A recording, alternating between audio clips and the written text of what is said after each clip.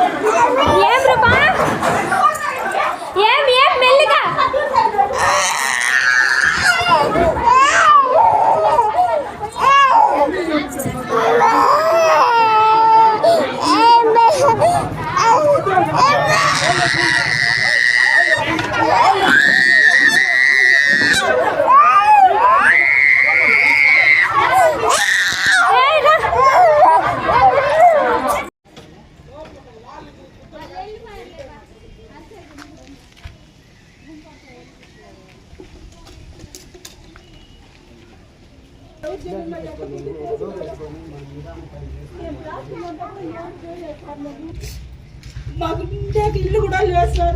ఇల్లు అమ్ముకునేస్తుంది. మాకు ఇల్లు కూడా లేదనేసి అంటే చేసి పింఛో పెట్టుకున్నారా? ఇప్పుడు వాళ్ళు పోలీసు అని చెప్పినారా? ఎత్తుకుని పెట్టుకున్నాడా మళ్ళీ ఇప్పుడు పోయినాడు.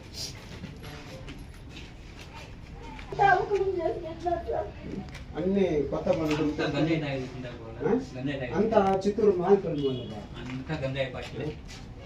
ఎవరినంటే వాళ్ళు డబ్బు ఇచ్చి ఇంట్లో పనులు చేసుకొని బతుకుతున్నాం సార్.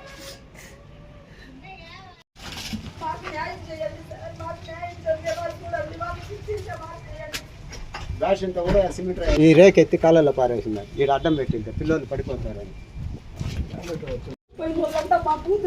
అలా అయితే గోడకేసి కొట్టేసి పెట్టేసారు సార్. గొంతు వేరే పిసికి పెట్టేసినాడు సార్. నాకైతే ఎవరమ్మా ఎవరు చేసింది నీకు అట్లా? ఈడొచ్చిన వాళ్ళు సార్ కొడతా ఉంటే అడ్డం వచ్చింది దానికి అట్లే వచ్చి కొట్టేసినాడు sir. Red colour T shirt ఒకడు వేసుకొని వచ్చినాడు. వాడు గడ్డ పారబట్టుకుని గడ్డ పారెత్తుకొని నా పైకి వస్తారు. ఈ ఊరేడేనా? మీరు చూసినారు ఇంతకు ముందు ఎప్పుడన్నా అతన్ని? రౌడీలు పిలుచుకొచ్చి డబ్బులు ఇచ్చి పిలుచుకొచ్చి మమ్మల్ని కొట్టిపిస్తా ఉండేది. వాళ్ళు ఇల్లంతా ఈ మాదిరి ఇది చేసేసినారు. మాకు న్యాయం చేయండి సార్. మాకు ఉండేకి ఇల్లు లేదు, తినేకి తిండికి లేదు. నేను ఇల్లు పని చేస్తాను, నాకు ఏడో పడిపోతుంది. మా ఇంటికి చేసారు లేదు. నా కొడుకు ఏడో పనికి పోదు సార్. మేము ఆడవాళ్ళు కష్టపడితేనే మాకు ఇంటికి, లేకపోతే లేదు. కావాలంటే మా బిడ్డకి ఆపరేషన్ చేసిన పేపర్లు చూపించమంటే కూడా చూపిస్తాం సార్. ఎన్ని ఆపరేషన్లు చేసినారు మా పాపకి? మా పాపకి 4 ఆపరేషన్లు చేసినారు. 4 ఆపరేషన్లు జరిగింది మా ఇంటికి.